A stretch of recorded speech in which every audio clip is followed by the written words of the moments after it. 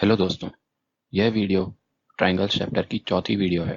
इस वीडियो में हम क्राइटेरिया ऑफ कॉन्ग्रुएंस को ही डील करेंगे और कुछ और क्राइटेरियाज पढ़ेंगे जो हमें ट्रायंगल्स की कॉन्ग्रुएंस को प्रूव करने में हेल्प करेंगे। और साथ ही हम इनइक्वालिटीज ऑफ ट्रायंगल्स देखेंगे और कुछ और थ्योरम्स और उनके प्रूफ देखेंगे जिनसे हम ट्रायंगल्स के कुछ सवाल आसानी से हल कर सकते हैं। उसके बाद हम कुछ प्रॉब्लम्स भी डील करेंगे। तो आइए शुरू करते हैं। तो स्टार्ट करते हैं एसएसएस कॉन्ग्रुएंस रूल से। यह कहता है कि यदि दो ट्रायंगल्स में उनकी तीनों साइड्स कॉरेस्पॉन्डिंगली दूसरे ट्रायंगल की तीनों साइड से इक्वल हों तो दोनों ट्रायंगल्स कॉन्ग्रुएंट होंगे। जैसा आप अपनी स्क्रीन पर देख पा रहे हैं, ये दोनों फिगर्स में तीनों साइड्स इक्वल हैं और यदि हम इन्हें प्रॉपरली ओरिएंट करके एक दूसरे के ऊपर रखें तो ये ट्रायंगल्स कॉन्ग्रुएंट मिलेंगे। तो अब चलते हैं इसके प्रूफ की तरफ। इसके प्रूफ में भी आपको कुछ कंस्ट्रक्शंस करनी होंगी। तो इस कॉन्ग्रुएंस रूल के तहत आपको गिवन है ट्रायंगल पी क्यू आर और ट्रायंगल एक्स वाई जेड, जिसमें पी क्यू और एक्स वाई इक्वल हैं, क्यू आर और वाई जेड इक्वल हैं और पी आर और एक्स जेड इक्वल हैं। हमें प्रूव करना है कि ट्रायंगल पी क्यू आर और triangle X Y Z congruent है।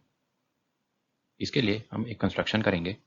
हम ड्रॉ करेंगे X W such that angle W Y Z और एंगल पी क्यू आर, जैसा आप अपनी स्क्रीन पे देख पा रहे हैं, ये दोनों एंगल्स इक्वल होंगे और साथ ही डब्ल्यू वाई और पी क्यू की लेंथ भी इक्वल होगी। इसके साथ हम डब्ल्यू और जेड पॉइंट्स को ज्वाइन कर देंगे। अब आप कंसिडर करें ट्रायंगल पी क्यू आर और ट्रायंगल डब्ल्यू वाई जेड, यानी जो दूसरी फिगर में नीचे वाला ट्रायंगल है। इसमें पी क्यू और डब्ल्यू वाई हमने इक्वल बाय कंस्ट्रक्शन बनाया है। साथ ही एंगल पी क्यू आर और एंगल डब्ल्यू वाई जेड भी बाय कंस्ट्रक्शन इक्वल है और क्यू आर और वाई जेड इक्वल हमें गिवन था। तो एसएएस रूल की मदद से हम ट्रायंगल पी क्यू आर और ट्रायंगल डब्ल्यू वाई जेड को कॉन्ग्रुएंट कह सकते हैं। तो यदि ये दोनों ट्रायंगल कॉन्ग्रुएंट हैं तो corresponding parts of congruent triangles equal होते हैं। इस वजह से हम ये कह सकते हैं कि एंगल डब्ल्यू और एंगल पी भी इक्वल होंगे, जो हमने ब्लू कलर से हाईलाइट किया है फिगर में। अब हम ट्रायंगल एक्स वाई डब्ल्यू को देखें तो पी क्यू और डब्ल्यू वाई इक्वल है बाय कंस्ट्रक्शन। तो P Q X Y given है इक्वल, तो एक्स वाई और डब्ल्यू वाई भी इक्वल होंगे। तो triangle X Y W isosceles triangle होगा और साथ ही एंगल 1 और एंगल 2 इक्वल होंगे। जैसा हमने पिछली क्लास में पढ़ा था, angles opposite to equal sides are equal. Similarly हम दूसरे साइड के एंगल्स भी इक्वल प्रूव कर सकते हैं। एंगल 3 और एंगल 4 भी इक्वल होंगे और यदि हम इन दोनों का सम करें, एंगल 1 प्लस एंगल 3 और एंगल 2 प्लस एंगल 4, तो ये जो रिजल्टेंट एंगल्स हैं ये भी इक्वल होंगे, यानी कि एंगल एक्स और एंगल डब्ल्यू भी इक्वल होंगे। और हमने पिछली स्लाइड में देखा था कि एंगल डब्ल्यू और एंगल पी इक्वल हैं।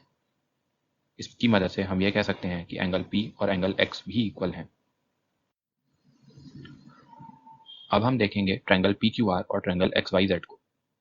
इसमें पी क्यू और एक्स वाई इक्वल हमें गिवन था।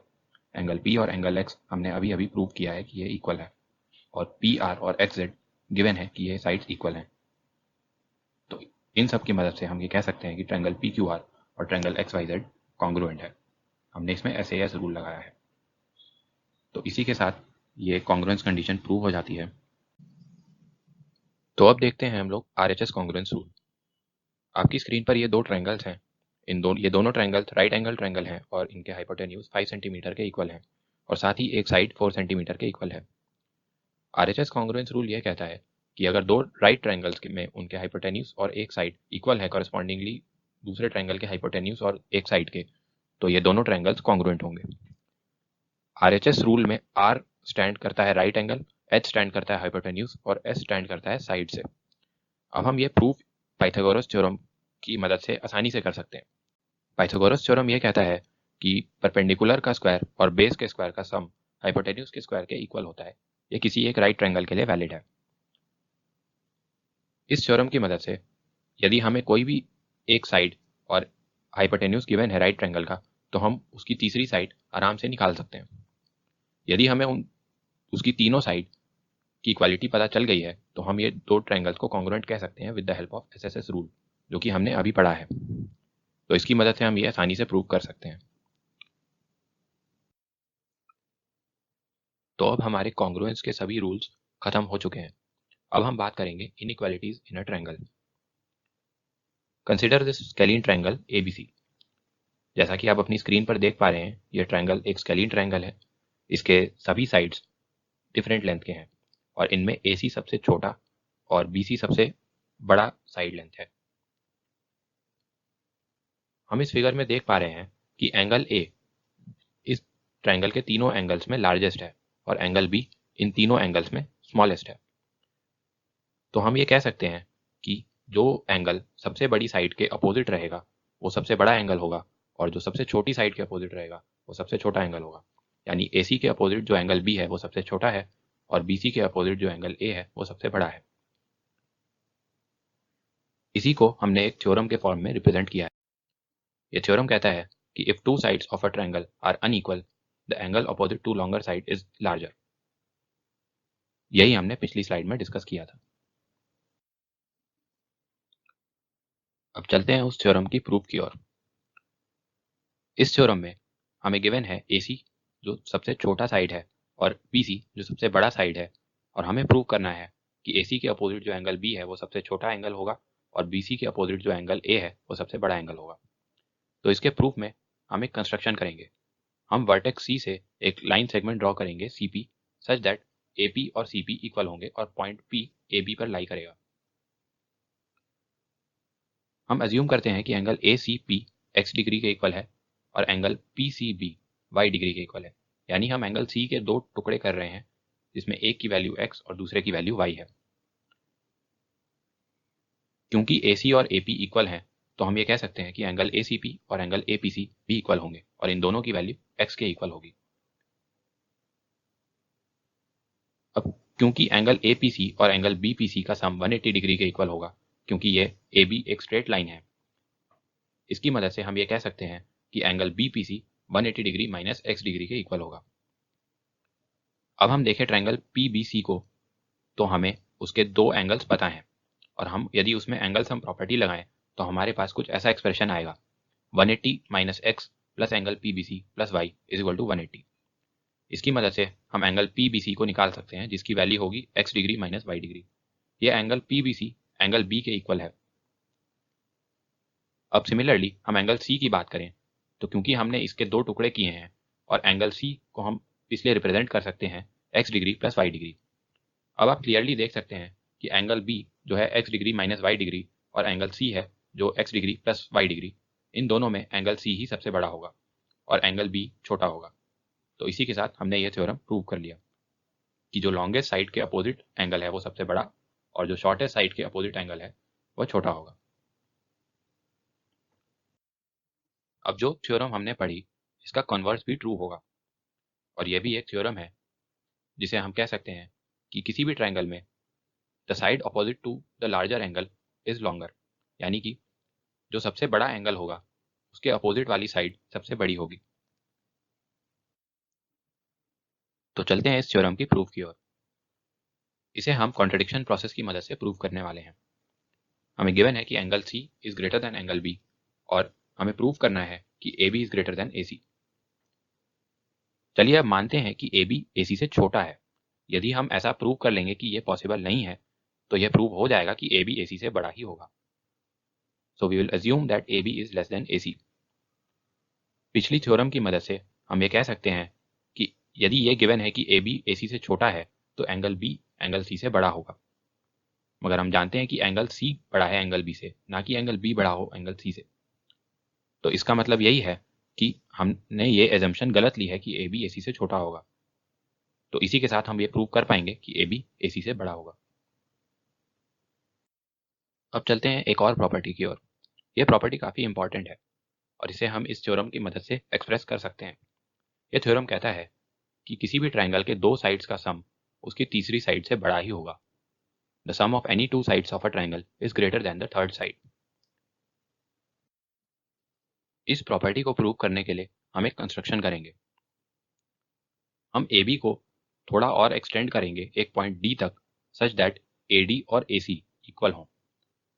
जैसे ही हम AD और AC को इक्वल कहते हैं तो ट्रायंगल ADC एक आइसोसेलेस ट्रायंगल हो जाता है।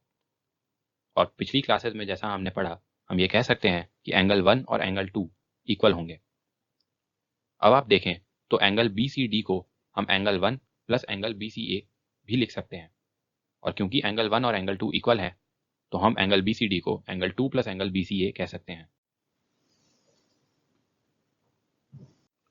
अब क्योंकि एंगल बी सी डी को हमने angle 2 plus angle B C A कहा है, तो हम ये तो कह सकते हैं कि angle B C D angle 2 से बड़ा ही होगा, क्योंकि उसमें एंगल बी सी ए भी ऐड हो रहा है। So angle B C D is greater than angle 2। इसकी मदद से हम, जैसा हमने पिछली प्रॉपर्टी में देखा, हम ये कह सकते हैं कि side B D is greater than B C, और बी डी को हम दो पार्ट में ब्रेक कर सकते हैं, ए बी और ए डी। तो A B plus A D is greater than B C हम ये कह सकते हैं। और क्योंकि ए डी और ए सी इक्वल है, तो हम ये कह सकते हैं कि A B plus A C is greater than B C. तो इसी के साथ हम सिमिलरली और भी साइड्स के लिए ये सिमिलर रिलेशन निकाल सकते हैं। जैसा कि हमने निकाला A B plus A C is greater than A C, तो बाकी साइड्स भी इसी रूल को फॉलो करेंगी, यानी कि A B plus B C is greater than A C और A C plus B C is greater than A B. तो इसी के साथ हमने ये प्रॉपर्टी भी प्रूव कर ली कि किसी भी ट्रायंगल में किन्हीं भी दो साइड्स का सम उसकी तीसरी साइड से बड़ा ही होगा। तो इन्हीं कॉन्सेप्ट्स के साथ हमने चैप्टर ट्रायंगल्स के सभी थ्योरेटिकल पार्ट कंप्लीट कर लिए हैं, और अब इस लेक्चर में कुछ प्रॉब्लम्स को भी डील करेंगे। तो प्रॉब्लम 1 आपकी स्क्रीन के ऊपर है। मैं चाहता हूं कि आप वीडियो को पॉज करके इस प्रॉब्लम को एक जेन्युइन अटेम्प्ट दें। यह प्रॉब्लम कहता है कि two sides A B and B C and median AM of one triangle ABC are respectively equal to sides PQ and QR and median PN of triangle PQR। और हमें show करना है कि ट्रायंगल ABM कॉन्ग्रुएंट है triangle PQN के, और triangle ABC congruent है triangle PQR के। तो चलते हैं इस प्रॉब्लम के सॉल्यूशन की तरफ। जैसा कि आप देख पा रहे हैं, ट्रायंगल ABC में AM मीडियन है BC का, तो हम ये कह सकते हैं कि BM BC के हाफ के इक्वल होगा, यानी कि BM is equal to BC by 2। Similarly triangle PQR के लिए हम ये कह सकते हैं कि QN QR का हाफ होगा, यानी कि QR बाय 2 के इक्वल होगा। अब क्योंकि BC और QR हमें इक्वल गिवन है, तो हम इसकी मदद से कह सकते हैं कि QN is equal to BC by 2। और हमने प्रूव किया था कि BM equal to BC by 2 है, तो इसी के साथ हम ये कह सकते हैं कि BM और QN भी इक्वल होंगे। अब हम देखें अगर ट्रायंगल ABM और ट्रायंगल PQN को, तो AB और PQ इक्वल हमें गिवन है। साथ ही BM और QN हमने अभी अभी प्रूव किया कि ये इक्वल हैं, और AM और PN भी इक्वल हमें गिवन है। तो इन तीनों कंडीशंस की मदद से हम ट्रायंगल ABM और ट्रायंगल PQN को SSS रूल ऑफ कॉन्ग्रुएंसी की मदद से कॉन्ग्रुएंट कह सकते हैं। क्योंकि ऐसा है, तो एंगल ABM इक्वल होगा एंगल PQN के, और एंगल ABC इक्वल होगा एंगल PQR। तो अब हम इस फिगर की ओर देखें, तो ट्रायंगल ABC और ट्रायंगल PQR में AB और PQ इक्वल गिवन है। साथ ही एंगल ABC और एंगल PQR को हमने इक्वल प्रूव किया, और BC और QR भी इक्वल हमें गिवन है। तो SAS रूल की मदद से ट्रायंगल ABC और ट्रायंगल PQR भी कॉन्ग्रुएंट होंगे। तो इसी के साथ हमने ये प्रॉब्लम को भी डील कर लिया। चलते हैं अगले प्रॉब्लम की ओर। अब देखते हैं हम प्रॉब्लम नंबर 2। ये प्रॉब्लम काफी इजी और सिंपल है और काफी छोटा भी है। तो इस प्रॉब्लम में हमें गिवन है कि angle B is less then angle A और angle C is less then angle D, और हमें प्रूव करना है कि AD is less then BC। तो चलते हैं इसके सॉल्यूशन की ओर। हम कंसीडर करेंगे ट्रायंगल AOB। इस ट्रायंगल में एंगल B एंगल A से छोटा है, तो हम ये कह सकते हैं कि साइड AO साइड BO से छोटी होगी। और ट्रायंगल COD में एंगल C छोटा है एंगल D से, तो हम इसकी मदद से कह सकते हैं कि OD छोटा होगा OC से। अब इन दोनों कंडीशंस को हम यूज करके आसानी से इस प्रॉब्लम में जो रिक्वायर्ड कंडीशन को प्रूव करना है, हम ये प्रूव कर पाएंगे। इन दोनों कंडीशंस को यदि हम ऐड कर दें, तो AO plus OD is less then BO plus OC, ये कंडीशन आएगी। और अब आप ध्यान से देखिए कि AO प्लस OD को हम AD कह सकते हैं, और BO प्लस OC को हम BC कह सकते हैं। तो इसी की मदद से AD लेस देन BC भी हम प्रूव कर पाएंगे। तो इसी के साथ ये प्रॉब्लम भी डील हो चुका है। तो इस वीडियो में इतना ही। ट्रायंगल्स की चारों वीडियोस कंप्लीट हो चुकी हैं, और हमने इस चैप्टर के सभी कॉन्सेप्ट्स को डील कर लिया है। अब आपको उस चैप्टर के कोई भी क्वेश्चन को डील करने में दिक्कत नहीं आनी चाहिए। तो thank you and good luck.